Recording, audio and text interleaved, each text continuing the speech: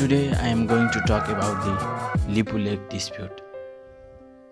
कति मानिसहरूलाई के भइरहेको छ भन्ने कुरा थाहा नहुन सक्छ। के लिपु लेक, लिम्पियाधुरा, कालापानी नेपालमा पर्छ या भारतमा, त्यो अन्यलको विषय बनेको छ। त्यस कुरालाई म सकेसम्म कलेक्ट गरेको डाटाहरू र इतिहासका तथ्यबाट हजुरलाई केही बताउन चाहन्छु।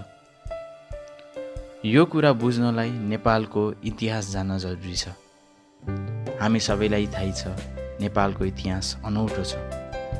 पहिला कुरा गरौँ नेपालको स्थापना कसरी र कसले गर्यो। पृथ्वीनारायण शाहले सन् 1769मा ससाना राज्यहरूलाई जोडेर नेपाल भन्ने शब्द दिनुभयो। त्यही समयलाई नै नेपालको स्थापना भन्ने बुझिन्छ। पृथ्वीनारायण शाहले नेपालले अझै विशाल र शक्तिशाली मुलुक बनाउन अन्य भूभाग समेट्ने योजना थियो। कारणवश उहाँको निधनपछि सुपुत्र बहादुर शाहले नेपाललाई प्यान हिमालयन किङडम बनाउने लक्ष्य लिए। त्यसै अनुसार सफल पनि हुँदै गए। पश्चिम तटसम्म रहेका ससाना किङडमहरू जिती काली नदी, जसलाई अहिले महाकाली नदी नेपालमा र शारदा नदी इन्डियामा भनिन्छ, हुँदै सतलुज नदी, नैनीताल, अल्मोरा, देहरादुन, कुमोन, गढवाल ठाउँहरू नेपालमा पारे। पूर्वी क्षेत्रमा हेर्ने हो भने सिक्किम टिस्टा रिभरसम्म पुगेको थियो। सन् 1813मा त्यो बेलाको नेपाललाई एउटा अलग नाम दियो, ग्रेटर नेपाल, जसको एरिया 2,04,917 स्क्वायर किलोमिटर थियो। पूर्वमा टिस्टा, पश्चिममा सतलुज नदी, उत्तर तिब्बत, दक्षिणमा पटनाको आसपास एरिया। यो देखाइएको म्याप ग्रेटर नेपालको हो। ओरेन्ज र लाइट ग्रीन कलर सबै नेपाली भूभाग रहेको थियो। जब 1814 देखि 1815सम्म एङ्ग्लो नेप्लिज वार ब्रिटिस इस्ट इन्डिया कम्पनी र गोर्खा आर्मी बीच भइरहेको थियो, त्यस समयमा कुमोन र गढवाल किङडम पश्चिमका, सिक्किम टिस्टा रिभर पूर्वका नेपालले गुमाउनु परेको थियो। त्यसपछि 1815 डिसेम्बर 2मा सुगौली सन्धि ब्रिटिस इस्ट इन्डिया कम्पनीले अगाडि सार्यो, जुन सन्धि 1816 मार्च 4मा पास भएको थियो। त्यस बेला नेपालको 1,05,000 स्क्वायर किलोमिटर भूभाग गुमेको थियो, नियरली 1/3। अहिले रहेको भूभाग चाहिँ 1,47,181 स्क्वायर किलोमिटर। त्यहाँ लिपु लेक, लिम्पियाधुरा र कालापानी भूभाग समेटिएको थिएन। ग्रेटर नेपाल शब्द हराएर नेपाल मात्र रहन पुग्यो। सन् 1860मा नेपालले गुमेका भूभागहरू केही फिर्ता पायो। दक्षिण क्षेत्रका भूभाग, सुनौली क्षेत्रहरू फिर्ता पाएको पाइन्छ। त्यसभन्दा अगाडि कुनै फरेनरलाई नेपालमा बस्न दिने चलन थिएन। त्यसपश्चात एडवर्ड गार्डेनर, फर्स्ट वेस्टर्नर, जसलाई नेपालमा बस्न दिने प्रबन्ध मिलाइयो। जहाँ अहिले ब्रिटिस र इन्डियाको एम्बेसी छ, तिनी त्यहीँ बसेको पाइन्छ।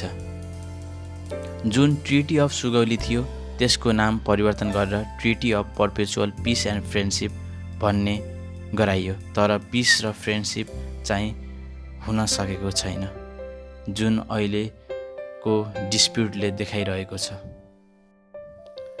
अब आऊ लिपु लेक, लिम्पियाधुरा र कालापानी क्षेत्र कसको।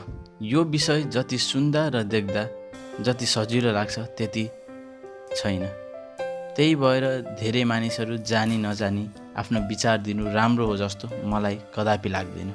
ठोस वस्तु, इभिडेन्सेसहरू जम्मा गर्ने, बोल्ने, अनि के काम गर्नुपर्छ गर्ने मजाले। कसले रोकेछ? कसैले रोकेको छैन। तर कसैलाई ह्याम्पर नहोस् त्यो एक्टले, त्यति मात्र हो।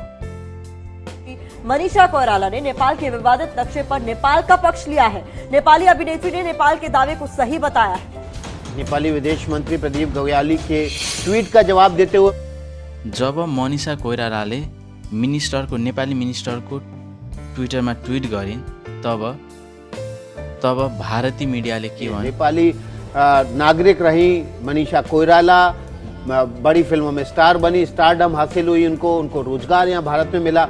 लेकिन अब नेपाल ने जो नया नक्शा जारी किया है उस पर ट्वीट करते हुए उन्होंने कहा है कि इस मसले पर चीन, नेपाल और भारत को मिलकर बात करना चाहिए। इन्डियाको खानी, नेपालको गुणगान गाउने, तिनीहरूलाई थाहा होइन मनिषा कोइराला नेपालमा जन्मेको भनेर। आफ्नो मातृभूमिको सिमानाहरू, क्षेत्रहरू कसैले आक्रमण गर्न खोज्छ भने कसको मन रुँदैन। कुनै बेला ब्रिटिस इस्ट इन्डिया कम्पनीले इन्डियालाई दास बनाएको थियो, सबै भूभागहरू हडपिएको थियो, तिनीहरूलाई कस्तो भएको थियो? Don't they realize it? Bullshit Indians. यो मेजर डिस्प्युट उठ्नुको कारण पीएम मोदी 2015मा जब चाइनाको भ्रमण गर्न गएका थिए त्यो बेला ट्रेड एक्सपान्ड गर्ने कुरा चलेको थियो। त्यही बेला नेपालसँग नेगोसिएट नगरिकन आफै ट्रेड एक्सपान्ड गर्ने कुराहरू अगाडि सारियो।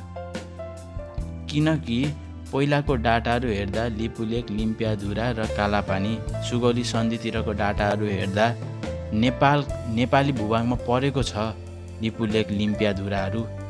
अनि किन नेपालसँग नेगोसिएट नगर्ने?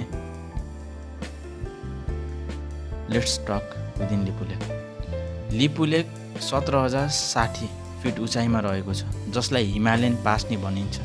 किनकि यस क्षेत्रमा इन्डियाको उत्तराखण्ड स्टेट, चाइनाको तिब्बतेन रिजन अनि नेपाल जोडिएको छ।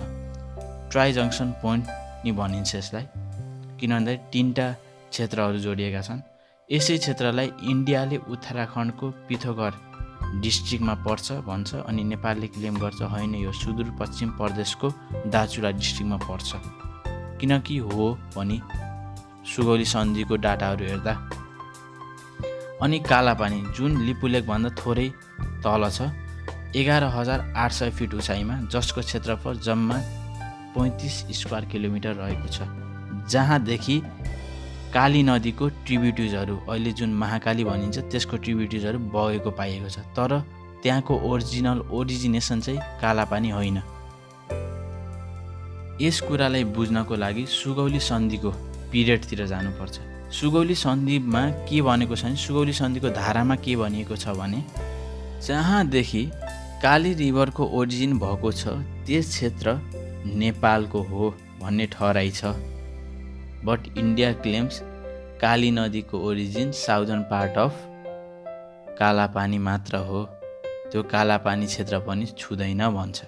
तर 1827 देखि 1856 को map British surveyor general of इन्डियाले, त्यतिखेर ब्रिटिस इस्ट इन्डिया कम्पनीले पब्लिस गरेको थियो।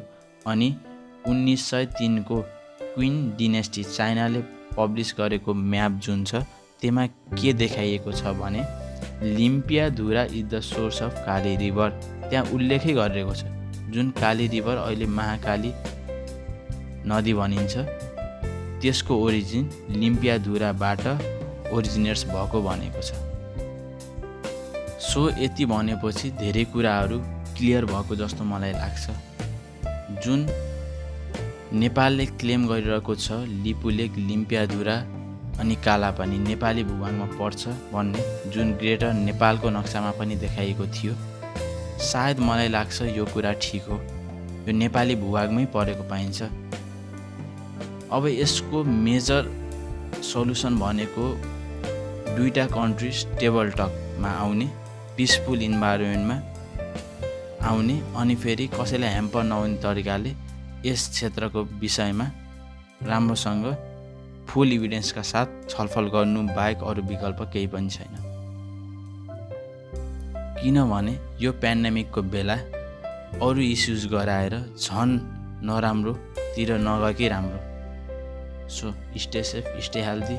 अनि यो भिडियो राम्रो लाग्छ अनि केही पोजिटिभ फिडब्याक आएको छ भने सेयर गरिदिनु सबैलाई। अनि hit the subscribe button, like and share, gives feedback. Thank you.